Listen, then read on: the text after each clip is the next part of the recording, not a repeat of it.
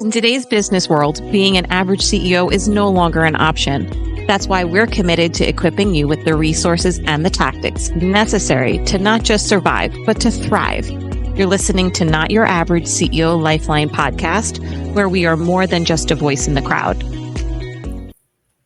Today on Not Your Average CEO Lifeline, we are going to talk about revolutionizing sustainable marketing for the visionary businesses with our guest, Katie Smith. Katie, welcome. Can you tell our audience a little bit about yourself and your background in marketing? Sure. Thank you so much for having me. I'm really excited to chat with you all about sustainable marketing. So I'm a fractional chief marketing officer, which means that I can come into smaller businesses who don't have the resources, are not ready to have that full chief marketing officer role. You still deserve the same strategy to be able to grow. So I can come in, help be that leadership, that marketing growth leadership that you need to get yourself to the next level. And I just work, part-time, really pushing our path forward. That's really like what I like to do with my company. So I work with a few companies at a time. It's fun for me. It's good for them. And I have been in marketing and PR for maybe 20 years. And before that, during that, I was an outdoor guide. So after I graduated college and in college, I took people into the wilderness, backpacking, rock climbing, cross-country skiing.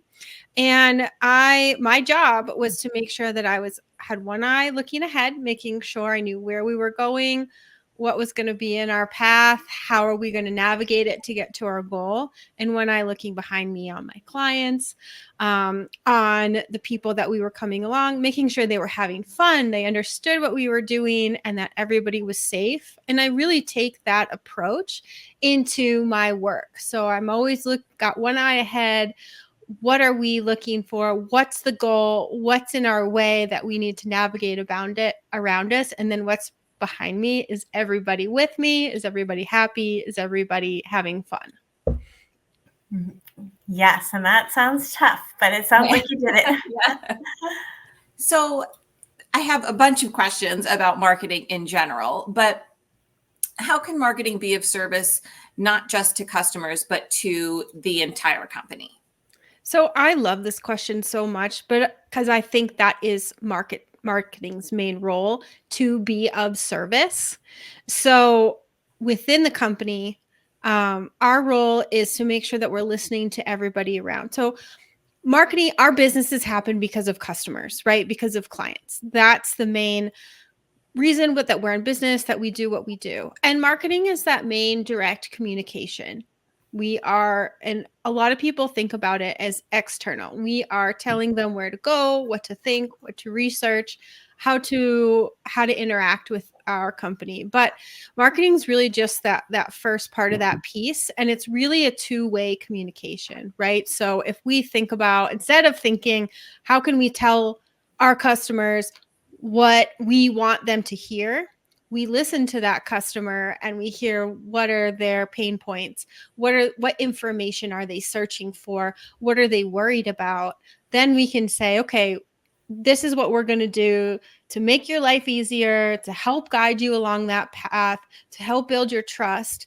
And that happens throughout every interaction within the organization, right? So marketing, it can't just stay in this little bubble in the silo by itself, or you're not going to be very successful, especially if you're small. We work in a really fast-paced environment. We need to know what's happening all around us. So marketing's job is to understand how a customer is interacting with every single department, taking that feedback, and then creating things that can be easier. So for example, I want to talk with the CFO. I want to know what products and services are selling, what products and services are not selling, what do those trends look like, where do we need to focus, what are they seeing?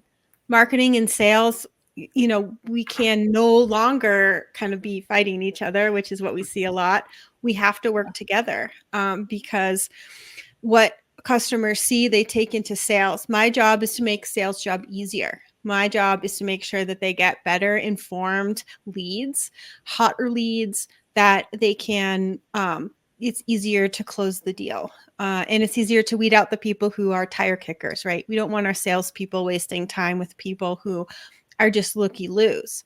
All the way down into customer service. What are they hearing from our clients? What can we put back into our messaging to help everybody get more informed? Is there a different way that people are accessing or using our product that we didn't even think about? So marketing these days, you really need to be eyes and ears in every department, so that you can serve your customer better throughout their entire journey. And so how do you feel that and by doing that, you're talking about serving external customers, but how do you think that marketing can work within the C-suite? So with other executives, just to elevate all of the different sectors of the business? Yeah, so marketing really is that piece that can hold everybody together. So you need to be working directly with your CEO. You need to understand what the business goals are. That really drives what we focus on, what's important. Because it's not the same marketing. You shouldn't have just a general marketing plan that isn't attached to any business goals. And I think that's where companies make a lot of mistakes. They think like, oh, we're just going to follow the best practices for our marketing trends. This is what we are supposed to be doing with social media. This is what we're supposed to be doing with digital advertising. But if it's not grounded and connected to a goal that's been laid out by your CEO, then you're not going to be successful in really pushing the company goal, like what kind of revenue from where. Same thing being tied into your CFO, understanding what's happening financially, which products or services you might want to push when. I mean, when is there a seasonality to your business? Your CFO can help you understand that so that you can prepare. So a lot of what you can do working with your C-suite is turn your marketing team from being reactive. This thing is happening, we need to fix it now. If you're working with everybody in that C-suite, you can be proactive. You can be proactive seasonally. You can be proactive when a goal or company ideal switches. You can be proactive when something switches up in the sales cycle. So that's why it's so key to be involved in that leadership. So outside of looking internally for marketing, right, and being aligned, what do you think is the first thing our listeners should do if they're looking to sustain their marketing long term? What should they put into place today in order to bring their company and their marketing into the future? Such a great question. And I think that's the root of sustainable marketing. You can be focused on trends. You can be a trendsetter, or you can be transformational. And I think that is what sustainable marketing will help you do. So a big part of it is really looking at the long-term cycles of your market. I was just having a conversation with a client yesterday, and we had noticed they are a metal manufacturer. They work in the housing, building, things like that. And we'd noticed a change in trends. I'd just been hearing in the market, keeping an eye out. And I said, are you experiencing this change? A shift from, it was like the residential market. And the owner, he said, oh yeah, we have, but this is the trend. This is how it goes every 10 to 15 years. There's a recession, and then residential ramps up, and then commercial ramps up to support residential, and then something will happen. And I think sustainable marketing is looking, you have to be kind of jumping up all the different views. You have to be down at the granular level, then you have to be at the mid-level, and sometimes you got to pull all the way back, because we can see exactly where we are in this 15, 20-year cycle. And I can both, really capitalize on where we are now. I'm going to kind of make some shifts in some of our strategy about where we're focusing our advertising, maybe to capitalize on commercial. But then I'm looking to see, what's coming next. I know what's next in the cycle. How am I going to prepare ourselves? How are we going to create a foundation so that when something changes, we're ready for it and we can react to that. We already have a good foundation. You don't know when it's going to change, but it's going to happen. And so sustainable marketing means not thinking about what's happening now and in the next 3 months, but it is kind of looking at, these are cycles that we know happen. We're not going to pretend that a recession's never going to happen. We're not going to pretend that we're always going to be in this boom. We are going to look at what the cycle is, and we're going to, when we have some runway, we're going to make the steps to prepare ourselves for the next section.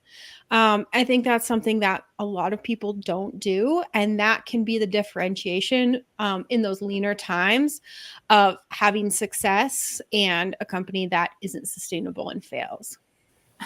I want to talk about some marketing strategies that small businesses can put into place to enhance their viewership, enhance engagement. Do you have any strong opinions one way or the other? Should they put efforts into social media? Should it be efforts into email marketing? Where do you think that they should focus their efforts? Is it, I'm assuming you're going to say it may be industry based and looking at where your customers lie, but I'd like to hear your opinion as to where should we go if we're, a small business? Yeah. So I think what every small business needs to do is map out their customer journey. That's based on where their customers show up and what they're doing. So, I think that tactics are interchangeable. It really depends on who your people are and what your resources are. So every company is going to have different talent. They're going to have a different ability to go in one direction or another. So it's really dictated by your customers. But the other thing that we often forget in marketing, especially, you get so close and you're so close to it in business, people need 6, 7 or more touches in order to start to make a decision. And it's really easy to forget about that when you say, okay, we're gonna do this digital marketing campaign. So the number one thing that you could do when you're building your strategy, when you're thinking about what kind of marketing you're going to do, is to ask yourself, and then what happens? So you think about, I'm going to do this post. I have this new product. I'm going to launch it on social media. I'm going to do some advertising, and I'm going to do some posting around it. Great. But what happens next? Where do they go next? And so you think that through, you can come up with the right touches. And people are people. They're not going to follow the path that we put out. But if you think in that way, you're going to have enough touch points that they can bounce around, they can bounce into it, and you can help build trust and lead them down that decision-making process.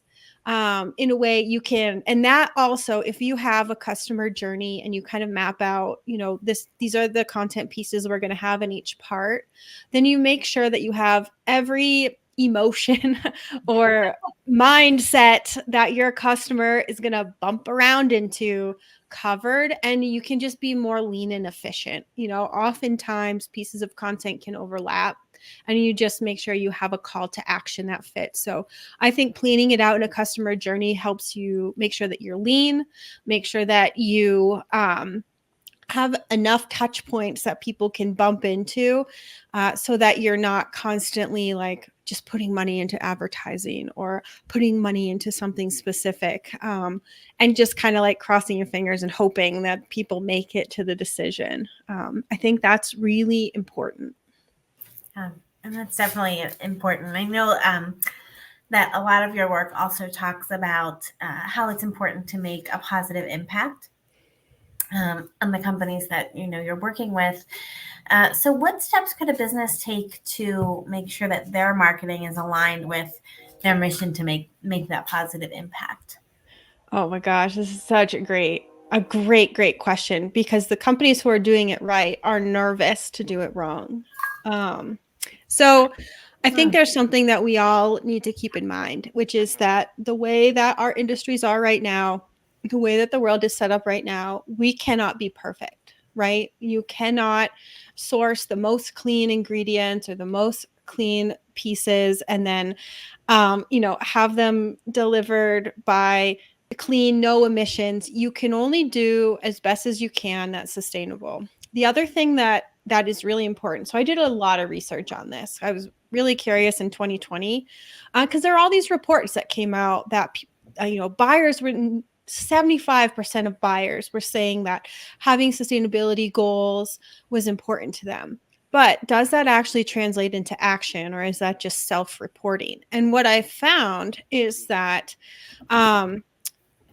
your sustainability is not the number one deciding factor in whether people are going to purchase your product. They want to know that the product or service works. They want to know that it works for them. It's going to solve their problem.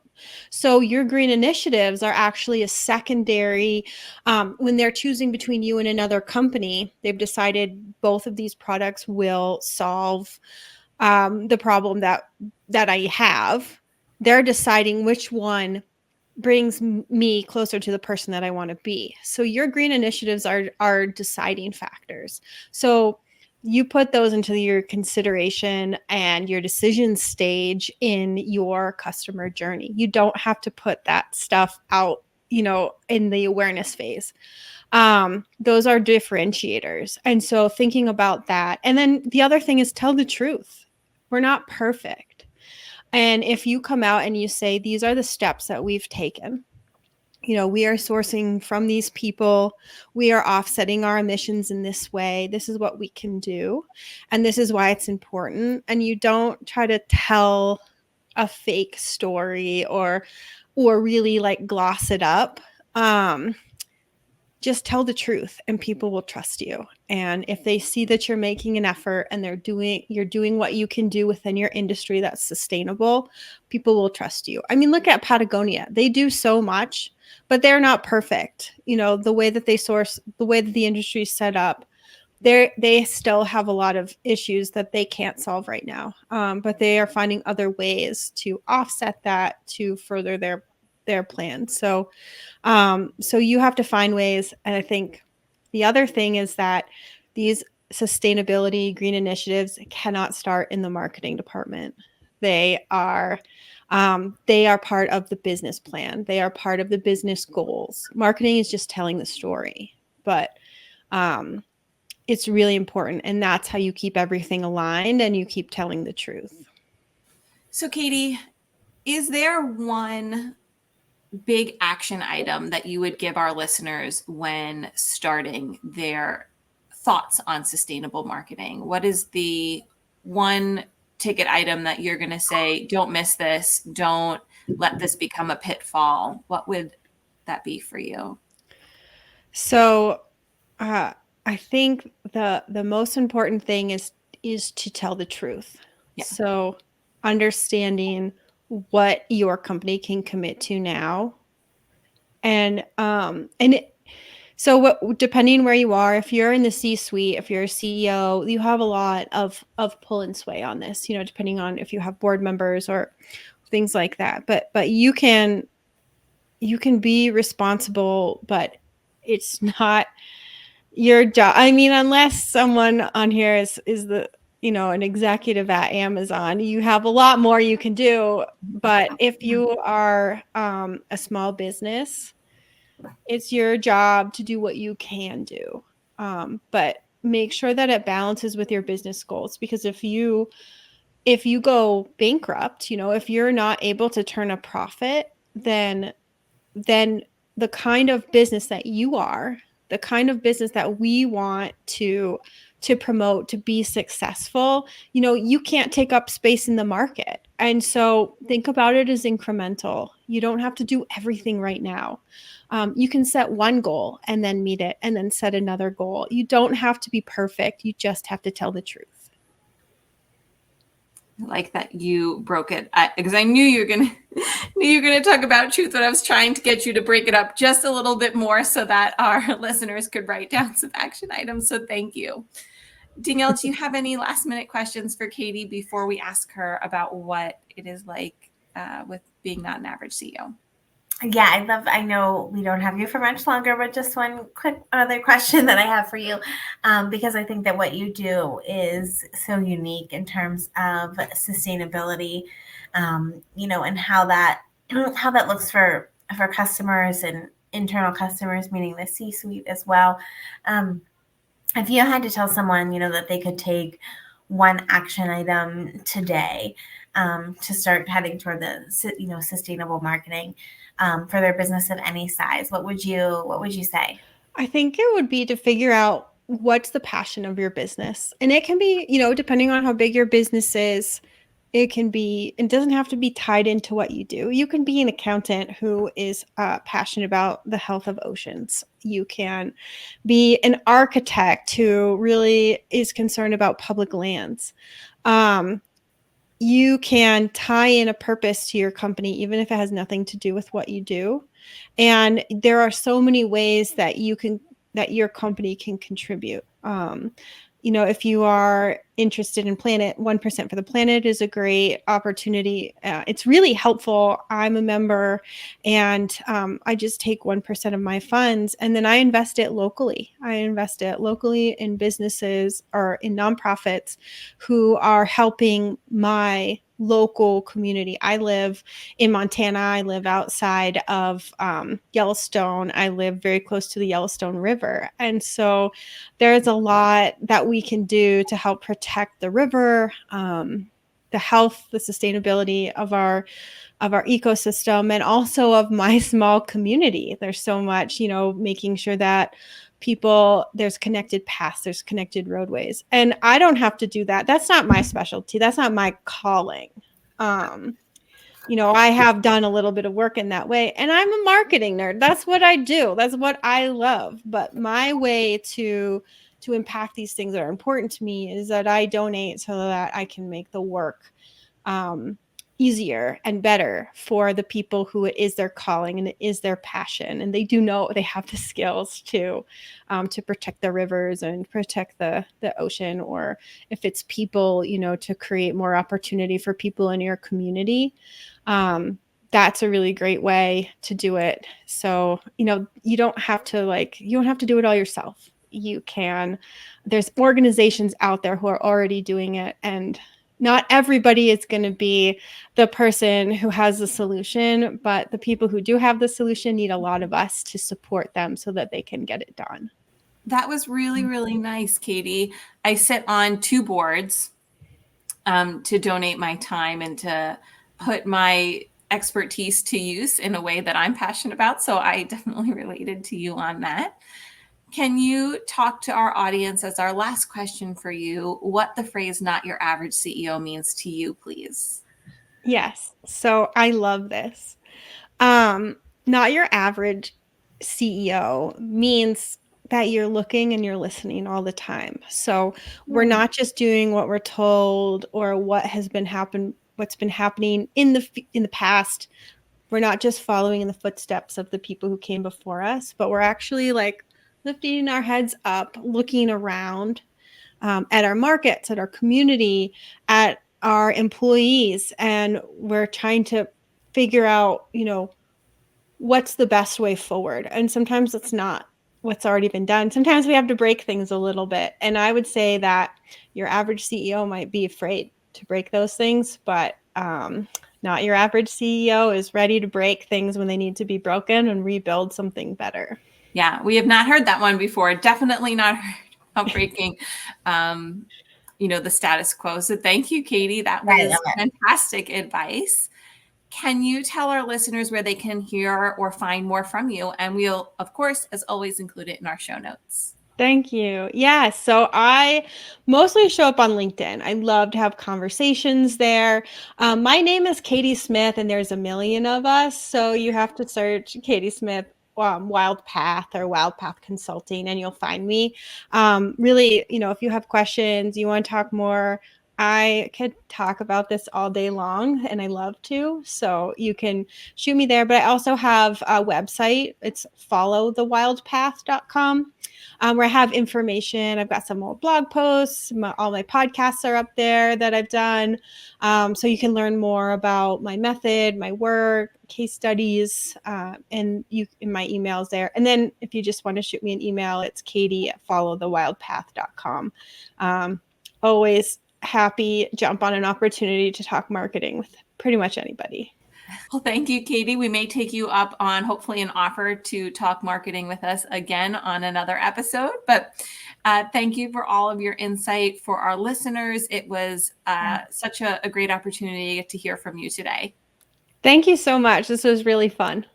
Thanks, Katie. You've been listening to Not Your Average CEO Lifeline with your hosts Danielle Cuomo, CEO, and Nicole Glitchio, Els, COO. This podcast has been sponsored by Virtual Assist USA. If you'd like to know more about the hosts or exploring virtual assistant services, visit virtualassistusa.com for more information.